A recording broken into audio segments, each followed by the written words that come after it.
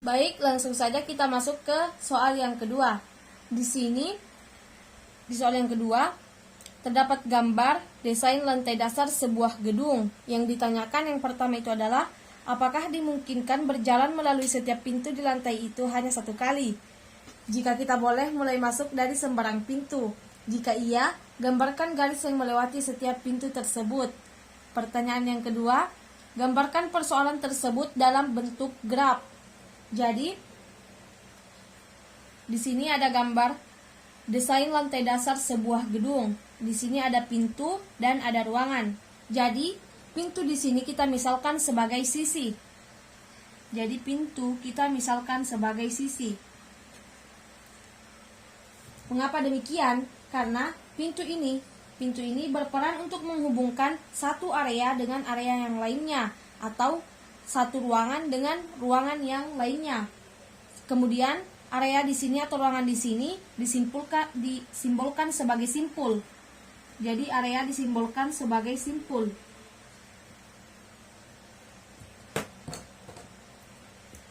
Pintu disimbolkan sebagai sisi dan area disimbolkan sebagai simpul. Jadi pada gambar ini terdapat ada 7 simpul. Simpul yang pertama ada di sini, simpul yang kedua ada di sini, simpul ketiga ada di sini, simpul keempat, simpul kelima, simpul keenam, dan simpul ketujuh ada di luar ruangan.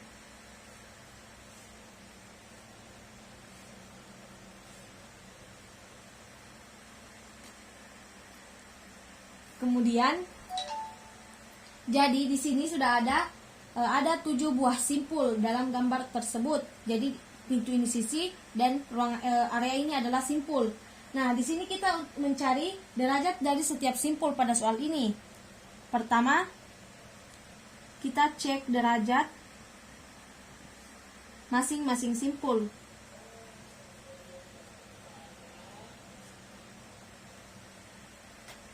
Kita cek derajat masing-masing simpul. Yang pertama, derajat simpul 1. Derajat simpul 1 itu adalah di sini kita lihat derajat simpul 1, di mana derajat itu adalah sisi, di mana derajat itu adalah sisi yang saling berhubungan dengan simpul atau sisi yang dilalui oleh simpul tersebut. Di sini ada 3 sisi atau ada 3 pintu yang berhubungan atau yang dilalui oleh simpul 1. Jadi ada 3 simpul, itu 1, 2, dan 3. Jadi derajatnya itu adalah 3. Kemudian derajat simpul 2. Derajat simpul 2 itu di sini. Kita lihat ada 2 sisi. Ada 2 sisi yang dilalui oleh simpul kedua, atau ada 2 sisi yang berhubungan dengan simpul kedua. Kemudian, jadi di sini kita tulis 2. Kemudian derajat simpul ketiga. Di sini pada simpul ketiga juga ada 2 sisi. Ada 2 sisi yang dilalui.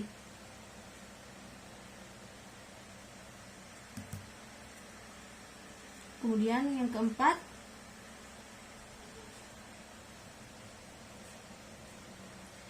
di simpul 4 juga ada 2 sisi. Ada 2 sisi atau ada 2 pintu yang dilalui oleh simpul keempat. Jadi di sini ada 2, kemudian lanjut di simpul kelima.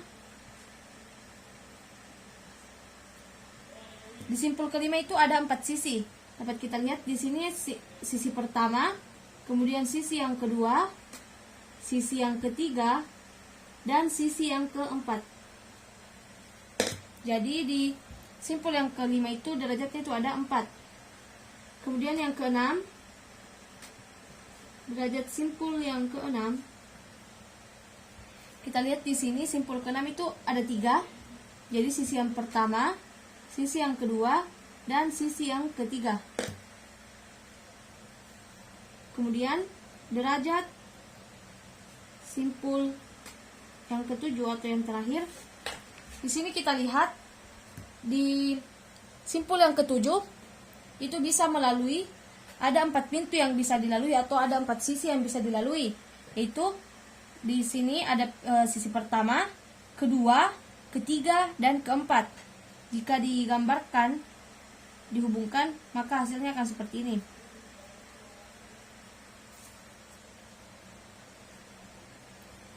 Kemudian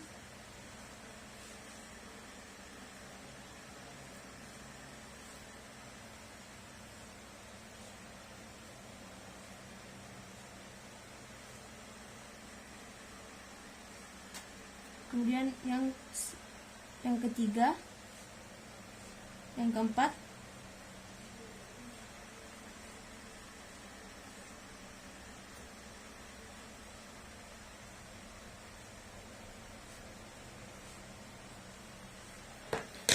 jadi di sini sudah ada semua. Jadi di simpul yang ketujuh derajatnya itu ada 4, yaitu melalui 4 sisi atau 4 pintu. Sisi yang pertama, sisi yang kedua, sisi yang ketiga, dan sisi yang keempat. Jadi derajat simpul yang ketujuh itu adalah 4. Nah, di sini dapat diketahui bahwa semua simpul berderajat genap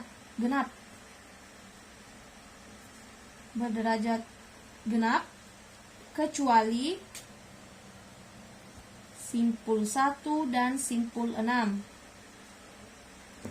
Jadi ada kata kecuali simpul 1 dan simpul 6. Di sini simpul 1 derajatnya itu adalah 3, sedangkan simpul yang ke-6 derajatnya itu juga 3. Jadi simpul 1 dan 6 ini ganjil. Nah, sesuai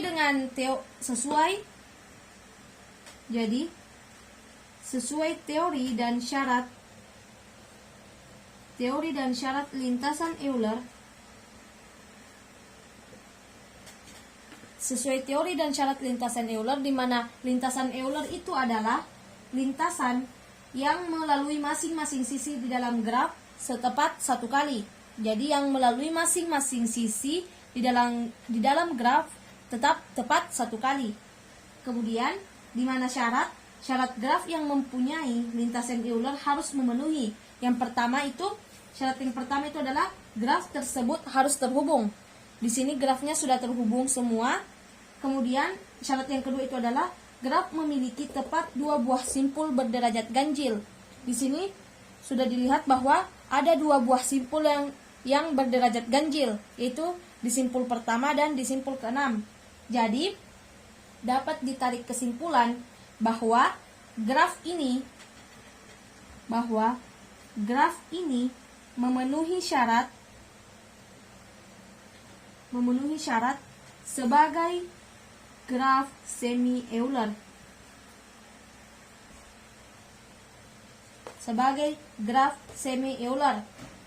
Jadi, graf yang mempunyai lintasan Euler itu disebut sebagai graf semi-Euler.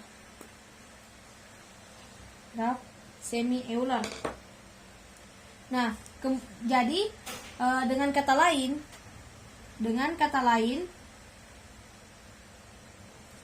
jawaban dari persoalan ini adalah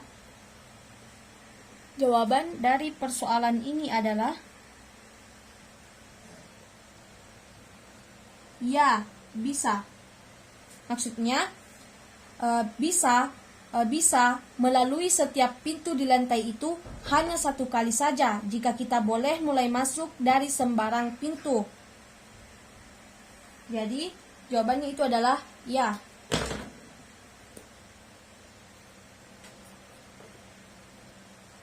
Baik, kita lanjutkan ke pertanyaan yang kedua pada soal nomor 2. Di sini kita diminta untuk menggambarkan persoalan tersebut dalam bentuk graf. Pertama-tama kita buat terlebih dahulu simpul atau titiknya, seperti pada gambar desain lantai dasar sebuah gedung pada bagian A. Jadi simpul atau titiknya itu ada 7. Jadi kita buat terlebih dahulu simpulnya. Jadi simpul yang pertama, kedua, 3, 4, 5, 6, dan 7. Kemudian kita tarik garis untuk menghubungkan titik yang satu dengan titik yang lainnya, di mana garis ini disebut sebagai sisi.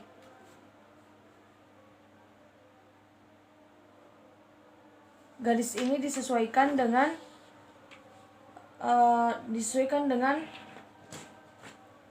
titik garis yang sudah dibuat pada gambar sebelumnya.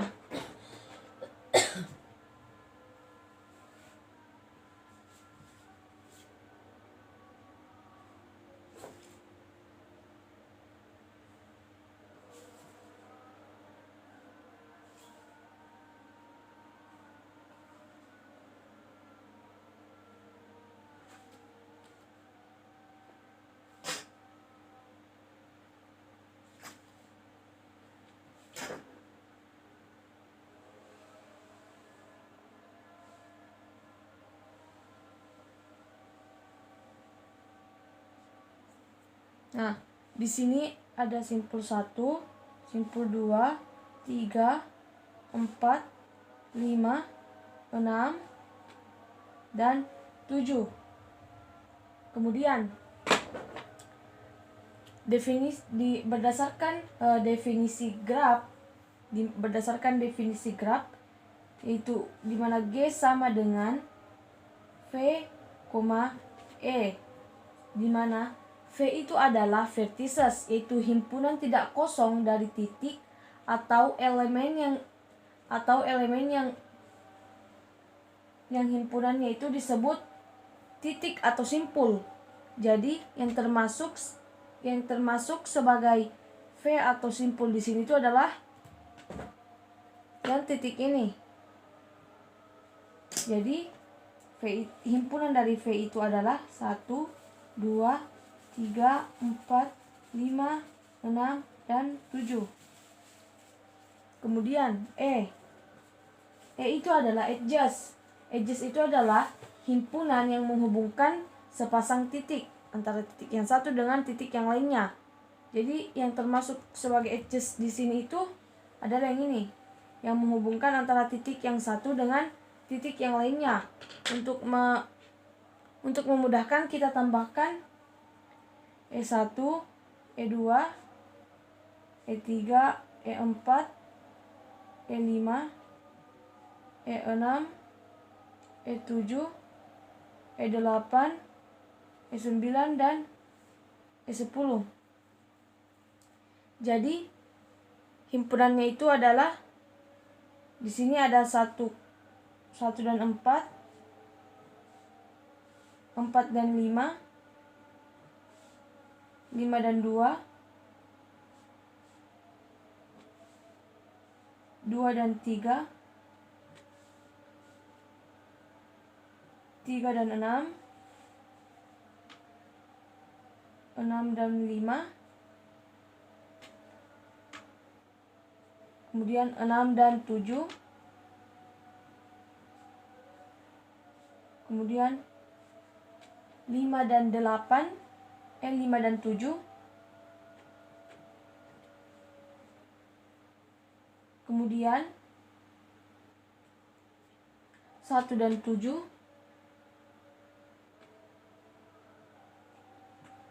dan 7 dan 1.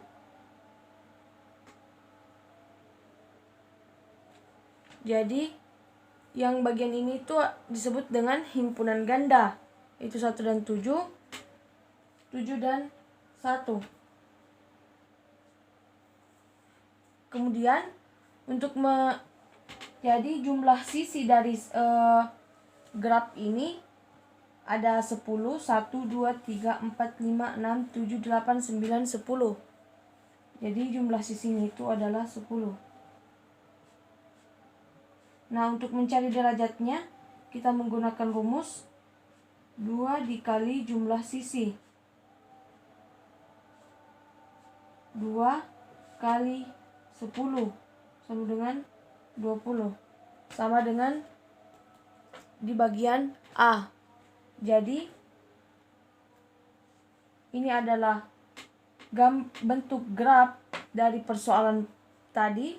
Kemudian ini adalah jumlah sisinya, itu 10, dan ini adalah derajatnya yaitu 20.